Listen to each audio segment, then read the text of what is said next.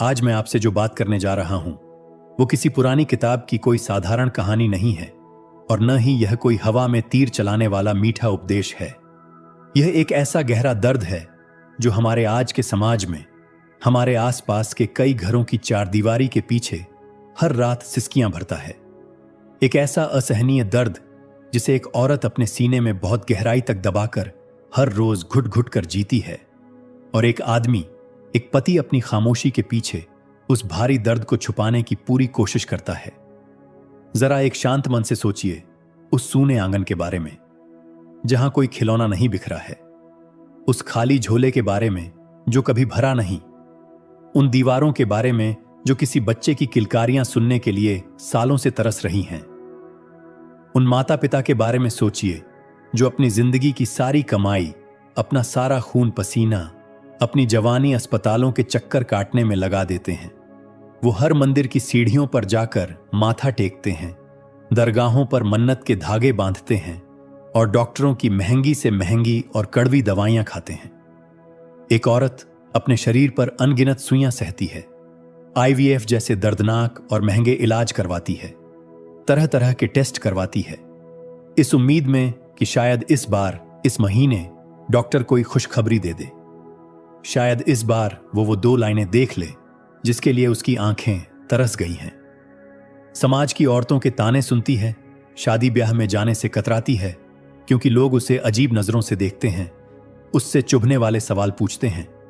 लेकिन जब डॉक्टर सारी मोटी मोटी रिपोर्ट देखकर, सारे टेस्ट करके कहता है कि सब कुछ बिल्कुल नॉर्मल है, आपके शरीर में कोई कमी नहीं है, आपके पति की रिपोर्ट भी ठीक है, लेकिन फिर भी पता नहीं संतान क्यों नहीं हो रही है, तो उस वक्त उन पति पत्नी के पैरों तले जमीन खिसक जाती है। उनका दिल बैठ जाता है, वो अंदर से पूरी तरह टूट जाते हैं। उन्हें समझ नहीं आता कि जब विज्ञान कह रहा है कि सब कुछ ठीक है तो फिर उनकी गोद सूनी क्यों है। भगवान उनके साथ ऐसा भद्दा खेल क्यों खेल रहा है।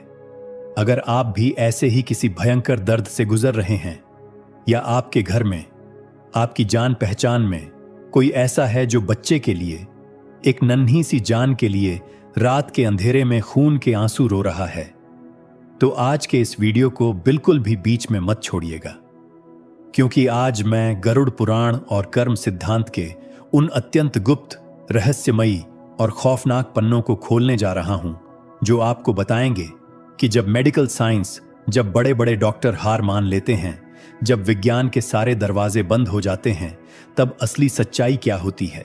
आज आपको पता चलेगा कि किसी घर में संतान का न होना कोई साधारण शारीरिक बीमारी नहीं है, बल्कि वो यमलोक की अदालत में चित्रगुप्त की उस खौफनाक डायरी में लगा हुआ कर्मों का एक बहुत ही भयंकर और अदृश्य ताला है। हम इंसान अपने छोटे से अज्ञान में सोचते हैं कि बच्चा पैदा होना सिर्फ एक बायोलॉजिकल प्रक्रिया है, पति और पत्नी के मिलन का एक शारीरिक नतीजा है। हमें लगता है कि अगर शरीर स्वस्थ है तो बच्चा तो पैदा होना ही चाहिए, लेकिन गरुड़ पुराण और हमारे प्राचीन शास्त्र इस विज्ञान से बहुत आगे की बात करते हैं। गरुड़ पुराण चीख चीख कर कहता है कि कोई भी आत्मा अपनी मर्जी से किसी मां के गर्भ में, किसी कोख में नहीं जा सकती। गर्भ धारण करना सिर्फ 2 शरीरों का खेल नहीं है, बल्कि यह इस पूरे ब्रह्मांड की सबसे बड़ी, सबसे पवित्र और सबसे जटिल आध्यात्मिक प्रक्रिया है। जब कोई पति पत्नी संतान के लिए प्रयास करते हैं तो उस पल यमलोक में चित्रगुप्त उनका बही खाता खोलते हैं। वो देखते हैं कि क्या इन दोनों के कर्मों के खाते में कोई आरणानुबंध है, क्या ब्रह्मांड में कोई ऐसी आत्मा है जिसका इनके साथ कोई बहुत पुराना लेन देन बाकी है, क्या कोई ऐसी आत्मा है जिसे इनके घर जन्म लेकर अपना सुख या अपना दुख भोगना है।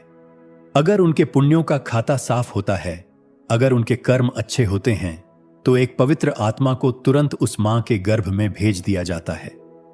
लेकिन जब चित्रगुप्त का वो बही खाता खुलता है और उसमें पिछले जन्मों का कोई बहुत बड़ा पाप, कोई बहुत भयानक श्राप या किसी तड़पती हुई आत्मा का कोई बहुत भारी कर्ज निकलता है, तो यमराज तुरंत उस मां के गर्भ पर एक ऐसा आध्यात्मिक ताला लगा देते हैं जिसे दुनिया का कोई भी बड़ा से बड़ा डॉक्टर, कोई भी IVF तकनीक या कोई भी महंगी दवा नहीं खोल सकती। वो ताला लोहे का नहीं, कर्मों का होता है।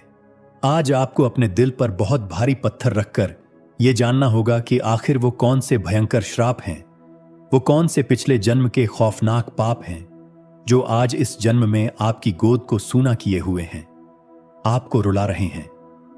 गरुड़ पुराण में ऐसे 3 सबसे भयानक श्रापों का बहुत ही विस्तार से वर्णन है जो इंसान के गर्भ को बंजर जमीन की तरह बना देते हैं। पहला और ब्रह्मांड का सबसे खौफनाक कारण, मातृ श्राप, यानी किसी तड़पती हुई मां की बद्दुआ। जरा अपनी आंखें बंद कीजिए और अपने पिछले किसी जन्म की कल्पना कीजिए। गरुड़ पुराण कहता है कि आत्मा तो वही रहती है, बस शरीर बदलते हैं, समय बदलता है। हो सकता है पिछले किसी जन्म में आप कोई बहुत ताकतवर इंसान रहे हों, बहुत अमीर रहे हों और अपने उस घमंड में आकर आपने किसी के साथ बहुत बड़ा अन्याय किया हो। क्या आपने कभी किसी छोटे से बछड़े को उसकी मां गाय से अलग किया था ताकि आप उस गाय का सारा दूध खुद पी सकें या उसे बेचकर पैसे कमा सकें? वो बेचारी गाय अपने बच्चे के लिए खूंटे से बंधी हुई रंभाती रही, तड़पती रही, उसकी आंखों से आंसू बहते रहे। वो अपने बच्चे को चाटने के लिए पागल होती रही, लेकिन आपके दिल में रत्ती भर भी दया नहीं आई। आपने उस बच्चे को भूखा मार दिया, या शायद आपने पिछले जन्म में अपनी ताकत के नशे में किसी बेकसूर इंसान का बच्चा उससे छीन लिया हो। किसी की मजबूरी का फायदा उठाकर किसी मां की गोद हमेशा के लिए उजाड़ दी हो। वो बेचारी बेबस मां अपने बच्चे के लिए पागलों की तरह सड़कों पर रोती रही। उसने अपना सिर दीवारों पर पटक पटक कर खून निकाल लिया, भगवान से न्याय मांगा। उसने रोते हुए आसमान की तरफ देखकर अपने फटे हुए सीने से यह भयंकर बद्दुआ दी कि जिस तरह आज मैं अपने बच्चे के लिए खून के आंसू रो रही हूं, जिस तरह आज तूने मेरा आंगन सूना किया है, एक दिन तू भी इसी तरह बच्चे की शक्ल देखने के लिए तड़पेगा। तेरी गोद कभी नहीं भरेगी। गरुड़ पुराण का सबसे कड़वा और डरावना सच सुन लीजिए। किसी तड़पती हुई मां के दिल से निकली हुई वो आह, वो भयंकर बद्दुआ हवा में गायब नहीं होती। वो आह सीधे ब्रह्मांड को चीरती हुई यमराज के दरबार में जाती है और आपके कर्मों के खाते में एक काले अक्षरों वाले अमिट श्राप के रूप में दर्ज हो जाती है। वही मातृ श्राप इस जन्म में आपके साथ आपके इस नए शरीर में आया है। आज आप बहुत अच्छे इंसान हो सकते हैं, आज आप बहुत पूजा पाठ करते होंगे, आज आप किसी का बुरा नहीं चाहते होंगे, लेकिन पिछले जन्म की उस तड़पती हुई मां के आंसू आज आपकी राह का रोड़ा बन गए हैं। वो कर्म आपका पीछा नहीं छोड़ रहे हैं जब तक उस पुराने पाप का कर्ज पूरा नहीं होगा। जब तक आपकी आत्मा तड़प तड़प कर उस दर्द को पूरी तरह महसूस नहीं करेगी जो दर्द आपने कभी उस बेबस मां को दिया था, तब तक यमलोक का वो ताला नहीं खुलेगा। अब आते हैं दूसरे सबसे बड़े कारण पर, जो आज के समय में भारत के घर घर में देखने को मिलता है, जिसे शास्त्रों की भाषा में पितृदोष या पितृश्राप कहा जाता है। हम सब इंसान अपने घरों में भगवान की बहुत बड़ी बड़ी मूर्तियां लगाते हैं, सुबह शाम घंटियां बजाते हैं, खूब दिखावा करते हैं और दान पुण्य करते हैं, लेकिन हम उन लोगों को भूल जाते हैं जिनकी वजह से हमारा वजूद है, जिनके खून से हमारा शरीर बना है, यानी हमारे पितृ, हमारे पूर्वज। गरुड़ पुराण में यमराज और पक्षीराज गरुड़ के बीच जो संवाद है, उसमें बहुत ही स्पष्ट और कठोर शब्दों में बताया गया है कि मृत्यु के बाद आत्मा की शांति के लिए श्राद्ध और पिंडदान करना कितना जरूरी है। अगर किसी इंसान के पूर्वज, उसके माता पिता या उसके दादा दादी बहुत दुख में, बहुत तकलीफ में मरे हों, अगर बुढ़ापे में उस इंसान ने अपने माता पिता को घर से धक्के मारकर निकाल दिया हो, उन्हें एक एक रोटी के लिए तरसाया हो, उन्हें भूखा रखा हो, उन्हें गालियां दी हों और वो बेचारे अकेलेपन में घुट घुट कर मर गए हों, या फिर मरने के बाद उनके लालची परिवार वालों ने उनका सही तरीके से अंतिम संस्कार न किया हो, उनके नाम से कोई दान न किया हो, उनका पिंडदान न किया हो, तो वो आत्माएं यमलोक के रास्ते में प्रेत बनकर भटकती रहती हैं। वो भयंकर भूख और प्यास से तड़पती हैं। जब कोई आत्मा यमलोक में प्यासी तड़प रही होती है, तो वो आत्मा किसी और को नहीं, बल्कि अपने ही परिवार को, अपने ही वंश को, अपने ही खून को श्राप देती है। गरुड़ पुराण कहता है कि जब किसी पेड़ की जड़ें ही अंदर से जल रही हों, जब जड़ों में भयंकर जहर और सूखा फैल गया हो, तो उस पेड़ की डालियों पर कभी नए फल या नए फूल नहीं खिल सकते। पितृदोष एक ऐसा भयंकर पर्दा है, एक ऐसा काला साया है जो आपके घर की तरक्की और आपके घर में आने वाले नए वंश को पूरी तरह से रोक देता है। जब भी कोई नई और पवित्र आत्मा आपके घर में जन्म लेने के लिए आती है, तो वो नाराज और भूखे पितृ उस आत्मा का रास्ता रोककर दरवाजे पर खड़े हो जाते हैं। वो कहते हैं कि जब हमारे ही अपने बच्चों ने हमें मरने के बाद पानी की एक बूंद नहीं दी, हमारा उद्धार नहीं किया, हमारे बुढ़ापे में हमें रुलाया, तो इस घर में कोई नया बच्चा आकर क्या करेगा। इस स्वार्थी वंश को यहीं खत्म हो जाना चाहिए। और इसी भयंकर पितृदोष के कारण मेडिकल साइंस के सारे प्रयास फेल हो जाते हैं। डॉक्टर कहता है शरीर ठीक है लेकिन गर्भ नहीं ठहरता। औरत बार बार उम्मीद करती है लेकिन कुछ ही दिनों में वो उम्मीद टूट जाती है, क्योंकि वो रुकावट शरीर में नहीं, आपके आभामंडल और आपके कर्मों के उस काले धागे में है। मुझे पता है कि आप अंदर से बेचैन हो रहे हैं। आप सोच रहे होंगे कि मैंने तो अपने माता पिता की बहुत सेवा की थी, मैंने तो कभी किसी गाय को नहीं सताया, मैंने हमेशा सबका भला चाहा, फिर मेरे साथ ऐसा अन्याय क्यों हो रहा है। मेरी बात बहुत ध्यान से सुनिए, क्योंकि अब मैं गरुड़ पुराण का जो तीसरा सच बताने जा रहा हूं, वो आपके रोंगटे खड़े कर देगा और शायद आपको अपनी कोई ऐसी गलती याद दिला दे जिसे आप बहुत छोटी सी बात समझकर भूल चुके हैं। तीसरा और सबसे डरावना कारण है जीव हत्या या भ्रूण हत्या का भयंकर श्राप। आज के इस आधुनिक और मतलबी समाज में लोग अपनी सहूलियत के लिए बहुत बड़े बड़े पाप कर जाते हैं और उन्हें लगता है कि किसी ने नहीं देखा तो कोई पाप नहीं लगा।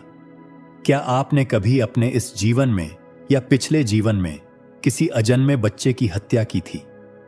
क्या आपने कभी अपनी किसी मजबूरी में आकर, लड़का और लड़की के भेदभाव में आकर, या सिर्फ अपने शौक के लिए अपनी ही कोख में पल रहे किसी मासूम से जीव को डॉक्टरों के औजारों से कटवाकर फेंकवा दिया था? गरुड़ पुराण में बहुत ही दर्दनाक शब्दों में लिखा है कि जब कोई आत्मा किसी मां के गर्भ में प्रवेश करती है तो वो बहुत ही कोमल, बहुत ही बेबस और ईश्वर का रूप होती है। जब उस बेकसूर और छोटे से जीव को बिना किसी गलती के उसी की मां के पेट में टुकड़े टुकड़े करके मार दिया जाता है, तो वो तड़पती हुई आत्मा सीधा भगवान के पास जाती है और रोते हुए न्याय मांगती है। वो पूछती है कि हे ईश्वर, मुझे उस शरीर में क्यों भेजा था जहां मुझे जन्म लेने का, दुनिया देखने का हक ही नहीं मिला? मुझे बिना किसी कसूर के मौत क्यों दी गई? उस अजन्मे बच्चे की वो चीख, वो तड़प ब्रह्मांड का सबसे बड़ा श्राप बन जाती है। जिस मां बाप ने अपनी ही सहूलियत के लिए एक बार किसी आत्मा का रास्ता बंद कर दिया था, प्रकृति अगले जन्म में या उसी जन्म में उनके लिए संतान का रास्ता हमेशा हमेशा के लिए बंद कर देती है। भगवान कहते हैं कि जिसने जीवन का सम्मान नहीं किया, जो एक रक्षक होकर खुद भक्षक बन गया, उसे दोबारा किसी आत्मा को जन्म देने का, सृजन करने का कोई अधिकार नहीं है।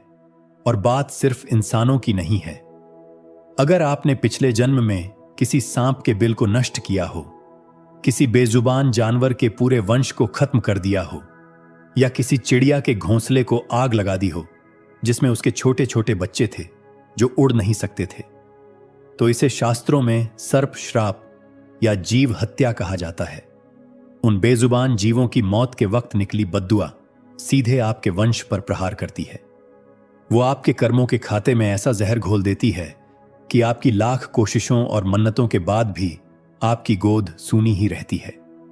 तो अब सवाल यह उठता है कि क्या इसका मतलब यह है कि जिनके पास संतान नहीं है वो हमेशा के लिए पापी हैं?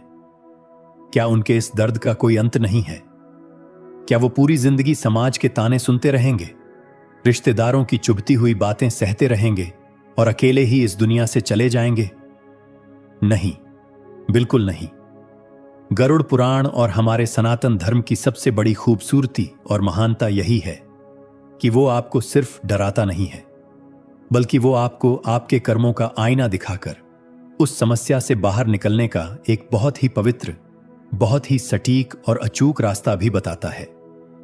जहां विज्ञान के सारे दरवाजे बंद हो जाते हैं, जहां डॉक्टरों की सारी दवाइयां असर करना बंद कर देती हैं, जहां उम्मीदें टूट जाती हैं, वहां से अध्यात्म का, कर्मों का और सच्चे प्रायश्चित का रास्ता शुरू होता है। अगर आप अस्पताल जा जाकर पूरी तरह से थक चुके हैं, अगर आपने लाखों रुपए खर्च कर दिए हैं, अपना शरीर सुइयों से छलनी करवा लिया है और फिर भी आपकी बाहों में कोई बच्चा नहीं है, तो आज मेरी इस बात को अपने दिल में बहुत गहराई से उतार लीजिए। आपको सिर्फ अपने हाड़ मांस के शरीर का इलाज नहीं करना है, आपको अपने कर्मों का इलाज करना है। आपको उस अदृश्य ताले की चाबी ढूंढनी है जो यमलोक में चित्रगुप्त ने आपके नाम के आगे लगाया है। और उस भारी ताले की चाबी सिर्फ 2 शब्दों में छुपी है: सच्चा प्रायश्चित और निस्वार्थ कर्म। अगर आपको लगता है कि आपके ऊपर मात्र श्राप है या किसी पिछले जन्म का कर्ज है, तो आज से ही अपने अंदर का सारा अहंकार, सारा गुस्सा निकाल दीजिए। रोना बंद कीजिए, किस्मत को कोसना बंद कीजिए और कर्म करना शुरू कीजिए। सबसे पहला काम जो आपको पूरे दिल से करना है, वो है किसी गाय की निस्वार्थ सेवा करना। गौमाता को हमारे शास्त्रों में ब्रह्मांड की सबसे पवित्र मां माना गया है, जिसके अंदर 33 कोटि देवी देवताओं का वास है। आप किसी गौशाला में जाइए, वहां जो गाय बीमार है, जो गाय बूढ़ी हो चुकी है, जो दूध नहीं देती और जिसकी कोई परवाह नहीं करता, उसकी सेवा अपने हाथों से कीजिए। उसे चारा खिलाइए, गुड़ खिलाइए, उसके शरीर पर बहुत प्यार से हाथ फेरिए। जब एक बेजुबान, लाचार और बूढ़ी गाय की आंखों से पेट भरने के बाद संतुष्टि के आंसू गिरते हैं, तो वो आंसू आपके कई जन्मों के मात्र श्राप को उसी पल धोकर बिल्कुल साफ कर देते हैं। वो गौ माता आपके लिए बिना कुछ बोले भगवान से प्रार्थना करती है और उसका आशीर्वाद आपके उस बंजर गर्भ में एक नई ऊर्जा, एक नई जान भर देता है। दूसरा सबसे बड़ा उपाय जो आपके भयंकर पितृदोष को खत्म कर सकता है। अगर आपने अपने पूर्वजों का सम्मान नहीं किया है या पिछले जन्म का कोई दोष है, तो हर अमावस के दिन उनके नाम से भूखों को भोजन कराइए, गरीबों को दान दीजिए, किसी गरीब और अनाथ बच्चे के चेहरे पर मुस्कान लाइए, उसकी पढ़ाई का खर्चा उठाइए। जब आप दूसरों के बच्चों को खुशी देंगे, तो आपके पितृ शांत होंगे और वो आपके घर में नया वंश आने का रास्ता खोल देंगे। और अब सुनिए वो सबसे महान, सबसे पवित्र और सबसे ताकतवर उपाय जो चित्रगुप्त के उस बहीखाते के सबसे बड़े श्राप को भी एक ही झटके में तोड़ सकता है। एक ऐसा उपाय जो इंसान को भगवान के बराबर ला खड़ा करता है। हम सब इंसान अपने ही खून का, अपने ही डीएनए का बच्चा चाहते हैं। हमें लगता है कि जो बच्चा मेरे शरीर से पैदा होगा, मेरी कोख से निकलेगा, सिर्फ वही मेरा असली वारिस होगा, वही मेरा नाम रोशन करेगा। यह हमारा सबसे बड़ा अहंकार है, यह हमारा सबसे बड़ा अज्ञान है। गरुड़ पुराण बहुत गहराई से समझाता है कि आत्माओं का कोई खून नहीं होता, आत्माओं की कोई जाति नहीं होती, आत्माओं का कोई डीएनए नहीं होता। अगर यमलोक के कर्मों ने आपके शरीर से बच्चे का जन्म रोक दिया है, अगर आपका गर्भ किसी पुराने श्राप की वजह से बंजर है, तो ब्रह्मांड में हजारों ऐसे बच्चे हैं जो बिना मां बाप के अनाथालयों में, सड़कों पर, मंदिरों की सीढ़ियों पर रो रहे हैं, जिन्हें कोई प्यार करने वाला नहीं है, जिन्हें सीने से लगाने वाला कोई नहीं है। भगवान ने शायद आपकी गोद को इसीलिए सूना रखा है ताकि आप उस अनाथ और बेसहारा बच्चे की मां बन सकें जिसे भगवान ने इस दुनिया में अकेला भेज दिया था।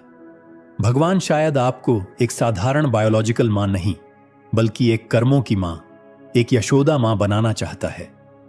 जिस दिन आप अपने इस झूठे अहंकार को छोड़कर, इस समाज के तानों की परवाह किए बिना, इस खून के रिश्ते से ऊपर उठकर किसी ऐसे अनाथ बच्चे को अपने सीने से लगा लेंगी जिसका इस दुनिया में कोई नहीं है, जिस दिन आप उस रोते हुए बच्चे की आंखों के आंसू पोंछकर उसे अपना नाम दे देंगी, उसी पल, उसी सेकंड आपके पिछले हजारों जन्मों के सारे श्राप, सारे पाप और सारे पितृदोष झलकर हमेशा के लिए भस्म हो जाएंगे।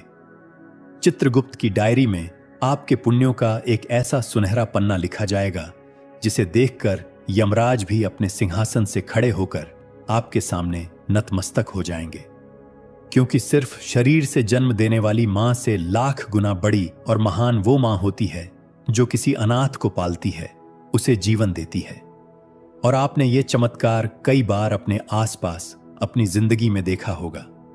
कई पति पत्नी जो 10-10 सालों तक डॉक्टर के चक्कर काटते हैं, जिनके बच्चे नहीं होते, वो पूरी तरह हार कर जब किसी अनाथ बच्चे को गोद ले लेते हैं तो अचानक 1 या 2 साल बाद एक भयंकर चमत्कार होता है और उनके घर में उनके खुद के शरीर से भी एक बच्चे का जन्म हो जाता है।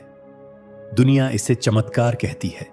डॉक्टर अपनी रिपोर्ट देखकर हैरान रह जाते हैं, लेकिन सच मानिए, ये कोई चमत्कार नहीं था।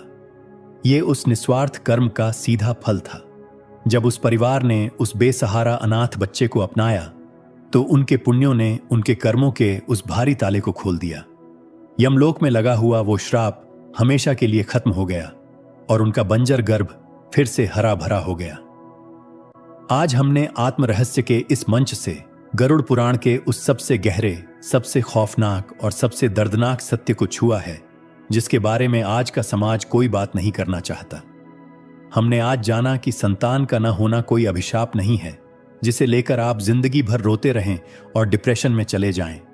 ये कोई ऐसी कमी नहीं है जिसके लिए आप समाज से छुपते फिरें या अपने जीवन साथी को ताने मारें। ये आपके कर्मों का एक बहुत ही स्पष्ट संदेश है जो आपको अज्ञान की नींद से जगाने आया है।